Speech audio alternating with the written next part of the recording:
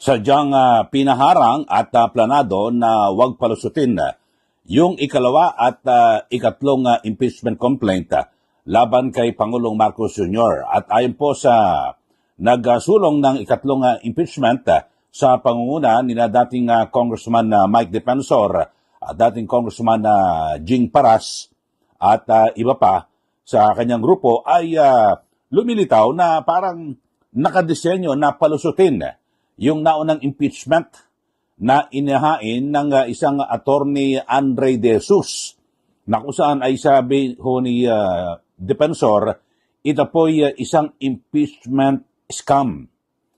Scam ho ito, panluloko. At naglalayong talagang mabigyan po ng proteksyon ito nga si Pangulong Marcos Jr. ng isang taon.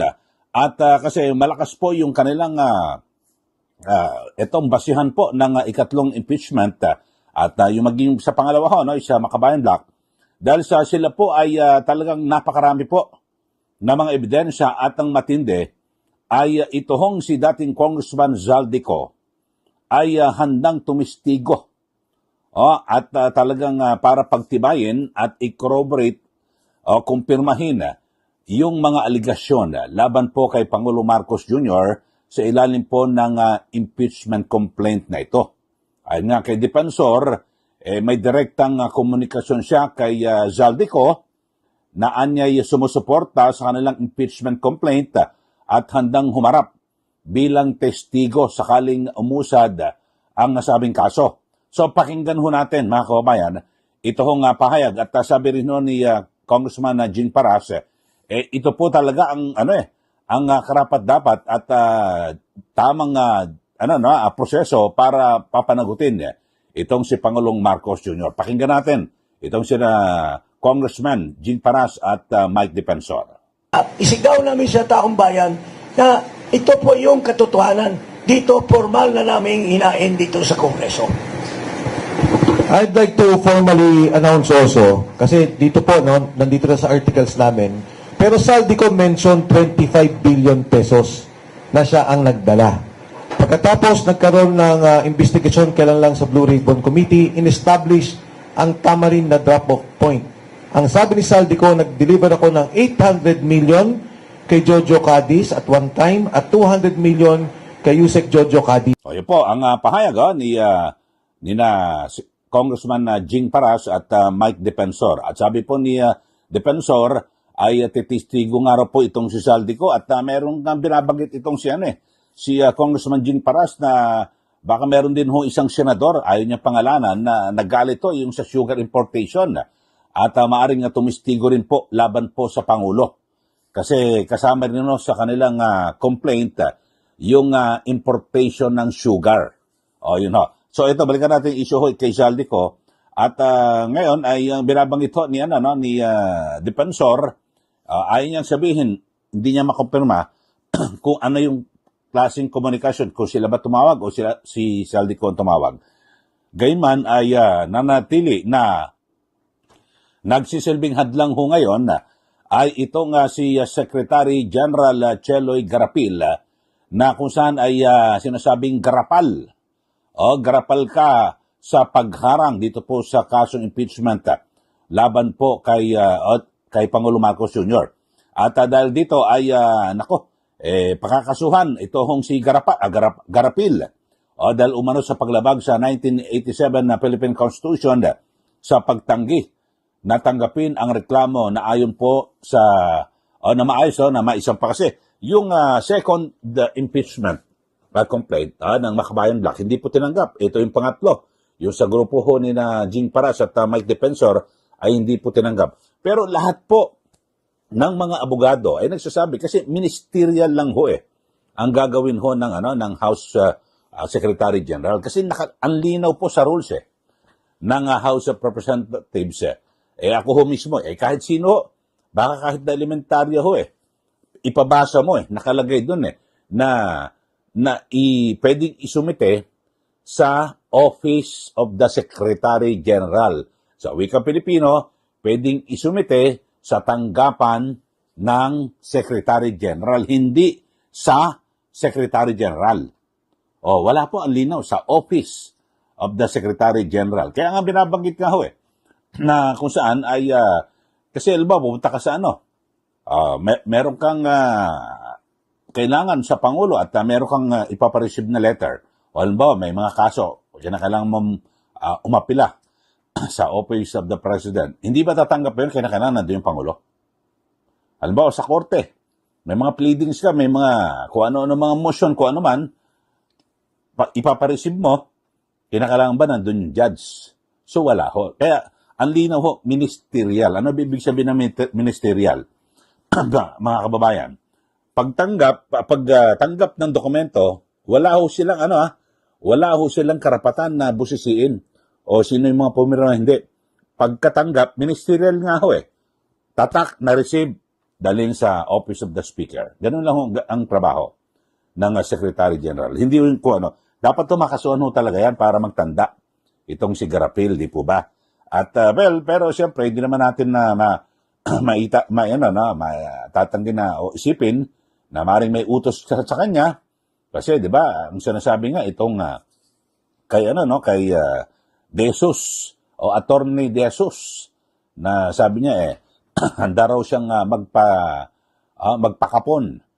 Talagang sabi ho ni Congressman Mike Defensor ay kasi nung una parang hindi niya pa ho sinasabi na ayaw niya pang husgahan na itong impeachment complaint na unang inihain diyan po sa Kamara ay parang ito ay patibong o kung pang protection o impeach me o itong scam o fake impeachment.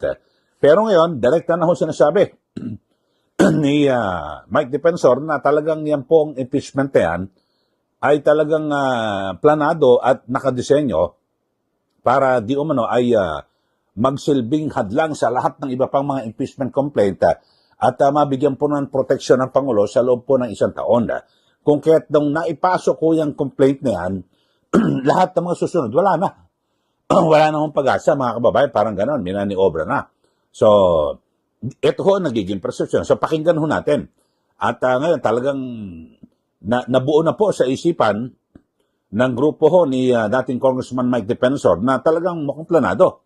At dito ay kanilang ginamit ang Secretary General at kakasuhan po nila yan. At syempre, ito po ay sa di umano ay may basbas at planado o kagustuhan di umano ni House Speaker Faustino Bojeddi at yan din di umano di Pangulong Marcos Jr. ayon po yan kay Defensor. Pakinggan ho natin ito hong kanyang pahayag. Number one, nung nagsalita ako nung una, I did not immediately discount the Attorney De Jesus impeachment complaint. In fact, what I said was, kung papasok yung kay Attorney De Jesus, papasok ang Makabayan Block impeachment, papasok yung amin impeachment, it will be good. And we can consolidate the impeachment complaints in the Justice Committee hearing. Nung binara kami at hindi pinapasok yung Makabayan Block at hindi pumasok yung aming complaint, alam ko na moro-moro ang gagawin. Kasi dalawa ang consideration sa Committee on Justice. There is form and there is substance. So pwedeng pumasok siya sa form as motherhood statement saying all this, all that, but without substance, without evidence, without proof to show yung assertion mo, then it will also be dismissed by the Committee on Justice. So very, very critical sa akin yung action na ginawa ng Secretary General. Ayan po ang pahayag ni dating Congressman Mike Defensor at kanyang binibigyan din na itong impeachment case na inahain ni Attorney De Jesus ay peke o scam, impeachment na yan, scam o panluloko. Kaya nga maging itong si Greco Bellica, ang binabagit niya, meron na pong 3 impeachment sa ngayon. 3 kasong impeachment laban po kay Pangulo Marcos Jr. At ang una ay ang peke, sabi niya, una, isang peking impeachment case, tapos pangalawa, yung 2 hinaharang. Yung pangalawa kasi yung sa Makabayan Block at yung pangatlo ay itong kina Paras at Defensor. So yun po. So kaya nga, parang nga ho rito kay Belica, ang kasalukuyang pangyayari ay hindi po simpleng usaping legal, kundi salamin ng krisis sa kredibilidad ng impeachment process kung saan ang isang reklamo ay tinuturing na umanong walang laman habang ang dalawa naman ay hindi man lang pinayagan dumaan sa formal na proseso. So, yung ganitong sitwasyon, ayon sa ilang kritiko, ay nagbubukas ng tanong kung ang impeachment ay nananatiling lehitimong mekanismo ng pananagutan o nagiging larong politikal na kontrolado ng mga may kapangyarihan. So kayo ho mga kababayan, ano po masasabi niyo rito? Dito sa isyong ito. Kayo ho ba ay naniniwala na talagang sadyang hinaharang? Ito hong dalawang magkasunod na impeachment kasi una sinasabi, faking impeachment, scam, na walang laman, biro mo, puro talagang wala hong mga mabibigat na ebidensya. Puro yung mga report lang sa media. Samantalang yung sa Makabayan Black, kumpleto rin sila, may mga ebidensya, ang kapal nga ng mga dokumento. At lalo na yung pangatlo.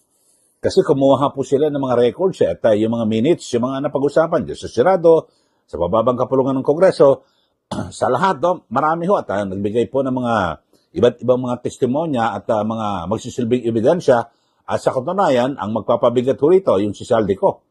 Kasi hindi po matatawaran yung kanyang bigat na sasabihin dahil siya po ay naging chairman ng House Committee on Appropriations na siyang nag-aayos po, nagkakamada ng pambansang budget taon-taon. So, tatlong taon ho siya, 2023, 24, 25. So, masabi natin na credible at grabe ho yung mga binanggit niya, no? Na kung saan ay may mga binabanggit na address, doon binabagsak ang pera. Isa nga ho dyan, number 30, Tamarin Street, dyan po sa Forbes Park. Ayun, so, pero ang pinakamaganda ho rito, mga kababayan, simple-simple yung proseso. May nagreklamo, yan po yung nakabatay sa ating saligang batas, o di padaanin, at pag dinidinig na sa House Committee on Justice, kung talagang wala pong sapat na ebidensya, or kahit na may ebidensya, alam nyo naman ho, numbers game ho yan. Ako, tanggap ko yan, numbers game ho yan talaga Paramihan po ng boto, alam nyo, kahit nasabihin natin na maraming ebidensya mga yan, o kompleto at talagang matitibay yung ebidensya, pero pwedeng patayin sa boto. Siguro doon na lang nila patayin sa boto. Wag ho yung sa umpisa pa lang, hinaharang na. Masyadong halata. Masyadong garapalan. Di ba? Garapil kasi yung SecGen Pero masyadong garapalan naman, di ba? Papasukin mo muna. Tapos pwede nyo namang i-manobra dahil sa supermajority, kakampi naman, kaalyado ng Pangulo. Di ba? Pwedeng ganun na lang, mga kababayan. Pero ito, sa umpisa pa lang O baka masyadong nervyos na parang nilitaw na wala akong tiwala ang Pangulo. Sa mga kaalyado niya, dyan po sa mababang kapulungan ng Kongreso. Kaya umpisa pa lang, gusto nang patayin.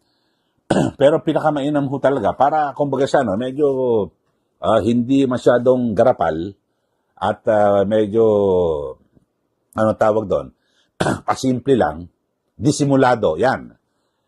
Sige, papasukin niyo lahat ng mga complaint na yan. Pagdating sa House Committee on Justice, pagbabasura natin yan, lahat. Walang substance, lahat, walang So, so, iba basura. Wala, tayo magagawa ron. Nagbila, tapos magbubutuhan yung mga miyembro ng komite. Di tapos ang kwento. Pero papasukin man lang sana. Di po ba? Kaso sa umpisa pa lang, wala. Hinaharang na. So, mahalata. Tapos yung isa nakalusot na, yung sinasabing peking na impeachment. Tapos, yun na ang talagang marang gagawin para maproteksyonan sa one-year bar rule. Parang halata masyado. Kayo ho, mga kababayan, sige, magbigay na po kayo ng comment dito po sa ating channel at kayo ba naniniwala na talagang planado at gustong harangin na yung iba pang mga impeachment, yung unang sinasabing di umanay fake o fake impeachment, doon na ho sila. Yun na ang talagang palulusutin para pag nadala na ho yan sa House Committee on Justice, initiated na, tapos na ang kwento. Bawal na ang mag-file ng impeachment laban sa Pangulo. Sige, magbigay na po kayo ng comment dito po sa ating channel. Kasi mabigat po yung pangatlong impeachment na complaint. Pero meron silang Zaldico. Sayang po, no? Pero alam nyo ho, mga kababayan, mas maganda nga ho yun, maituloy ho nila. Dahil sa mabibigyan po nila ng, sabihin natin, ng oras at panahon, itong si Pangulong Marcos Jr. mismo na pabulaanan lahat ng yan ng binabanggit na aligasyon laban sa kanya, di po ba? Kasi kung sabi niya, ito, yung mga, wala yan, hindi totoo yan, ganito, ito, may ebidensya ko, di tapos na ang kwento. So, tatahimik na po ang bansa, di po ba? Sige, comment na po kayo. At para po kung ano man ang inyong saloobin, dito po sa isyong pinag-uusapan. At ang pinaka-tema po ng ating issue ho ngayon ay ito ho bang sina Speaker D at PBBM sa bang hinaharang ang impeachment dahil takot kay Zaldico at iba pang posibleng lumabas na testigo o diskumpiyado rin siya sa supermajority. So yan po